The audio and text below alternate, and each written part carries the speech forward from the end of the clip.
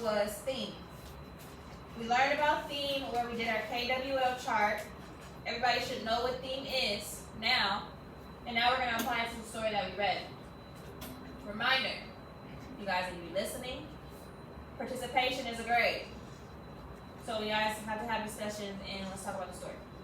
Okay? So, you ought to be my son. I will teach you right from wrong. She was a large woman with a large purse that had everything in it, but hammer and nails. It had a long strap and she carried it slung across her shoulder. It was about 11 o'clock at night and she was walking alone when a boy ran up behind her and tried to snatch her purse. The strap broke with a single tug. The boy gave it from behind, but the boy's weight and the weight of the purse combined caused him to lose his balance. So instead of taking off full blast as he had hoped, the boy fell on his back on the sidewalk and his legs flew up. The large woman simply turned around and kicked him right square in his blue jean sitter. Then she reached down, picked the boy up by his shirt front, and shook him until his teeth rattled. After that, the woman said, "Pick up my pocketbook, boy, and give it here." She still held him, but she bent down enough to permit him to stoop and pick up her purse. Then she said, "Now ain't you ashamed of yourself?" Firmly gripped by his shirt front, the boy said, "Yes'm." The woman said, "What did you want to do it for?" The boy said, "I didn't aim to." She said, "You a lie." By the time 2 or 3 people passed, stopped, turned to look, and some stood watching, "If I turn you loose, will you run?" asked the woman. "Yes'm," said the boy. "Then I won't turn you loose," said the woman. She did not release him. Our first question. What is Mrs. Jones' immediate reaction to the crime, and what does it show about her power and resolve? Let's break it in two. What is Mrs. Jones' immediate reaction to the crime? Kaylee. Her immediate reaction to the crime was to kick him, then grab him, and bend down for him to be able to grab her purse back. Perfect. Second question. What does this show about power and resolve, guys? Mercy. How it shows about power and resolve is that she told like the boy to pick up her purse. Okay, that shows her power. How does it resolve? How does it show resolve? How does she's resolving the issue? Anybody else? Come on, Danielle. Not letting him run away. And Zayna? By making him pick her up. She making him pick up the bag, solving her problem. Yes. Grabbing him from the beginning. Right. So that's her immediate reaction. Her immediate reaction is she kicked him. She sees this little boy coming running around trying to take her pocketbook, right? She's kicking him, she's dragging him up and picking him up by his shirt, and she feels like she's instantly solving the issue by making him pick it up, right? And it shows her power because it's not like he's fighting back. Okay, we're keeping going. Says, "I'm very sorry, lady. I'm sorry," whispered the boy. "Mm-hmm. And your face is dirty? I got a great mind to wash your face for you. Ain't you got nobody home to tell you to wash your face?" "No," said the boy.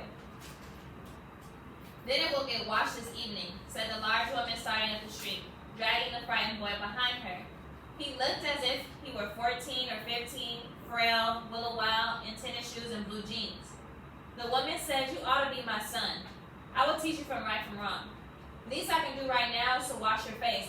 Are you hungry?" "No," said the boy being dragged boy. "I just want you to turn me loose." "Was I bothering you when I turned that corner?" asked the woman. "No, but you put yourself in contact with me," said the woman. "If you think that contact is not going to last a while, you got another thought coming. When I get through with you, sir, you are going to remember Mrs. Luella Bates Washington Jones." So let's talk about it. When does Mrs. Jones approach change from disciplinarian to maternal, and why do you think she does this? Disciplinarian, do we all know what that means? Yes. So, just to clarify, just to make sure, disciplinarian is kind of somebody that is like hardcore, straight by the book, or is when you get in trouble, that's the person who's going to punish you, right?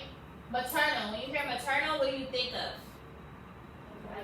Nice. And what do you say? Motherly. So think of somebody that's nurturing, wanting to be soft, wanting to talk you through your problems. That is called maternal. So answer the question.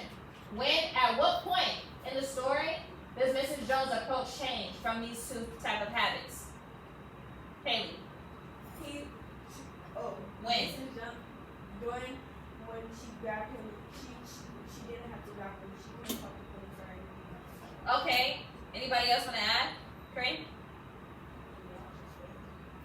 When she took him to wash his face, that's how she changed from maternal? Yes. That's Okay.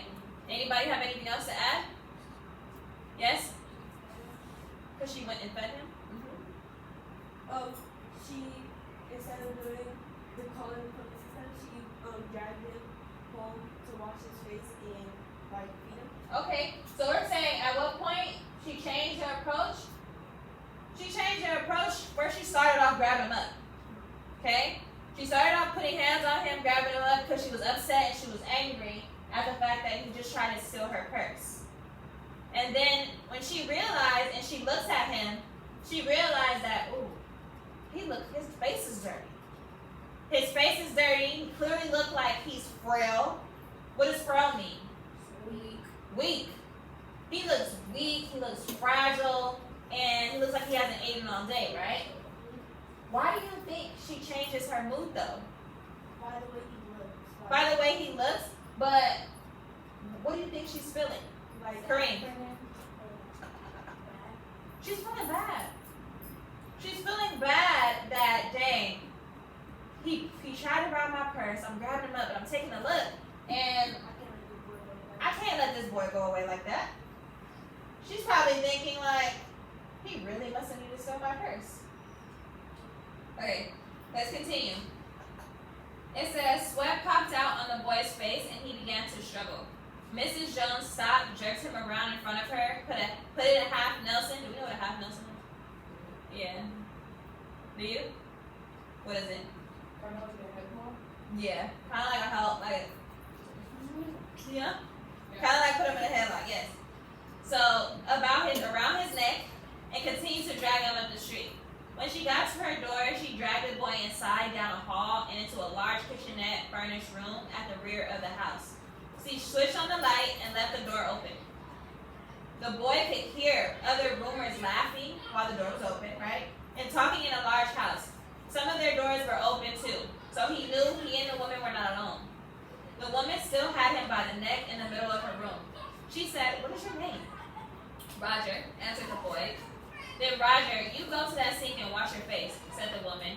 Whereupon she turned him loose. At last, Roger looked at the door, he looked at the woman, he looked at the door, and went to the sink. "Let the water run until it gets warm," she said. "Here's a clean towel. You gonna take me to jail?" asked the boy, bending over the sink. "Now with that face, I will not take you nowhere," said the woman.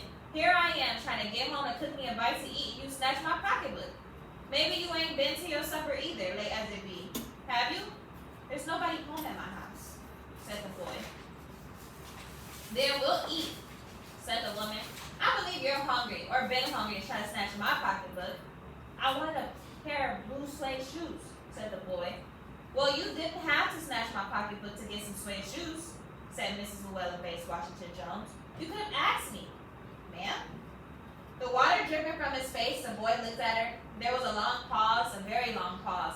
After he had dried his face and not knowing what else to do, tried it again. The boy turned around, wondering what next. The door was open. He could make a dash for it down the hall. He could run. The woman was sitting on the daybed. After a while, she said, "I were young ones, and I wanted things I could not get." There was another long pause. The boy's mouth opened. Then he frowned, and not knowing he frowned, the woman said, "You thought I was going to say but, didn't you? You thought I was going to say, but I didn't snatch people's pocketbooks. Well, I wasn't going to say that."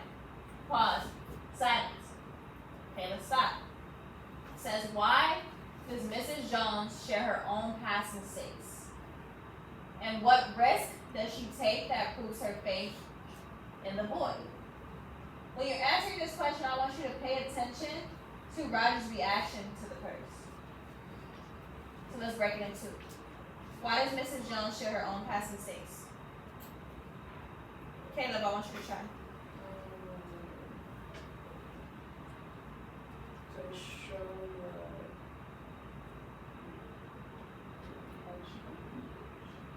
Show what? that people can show. That people can change, Caleb? She shared her past mistakes to show that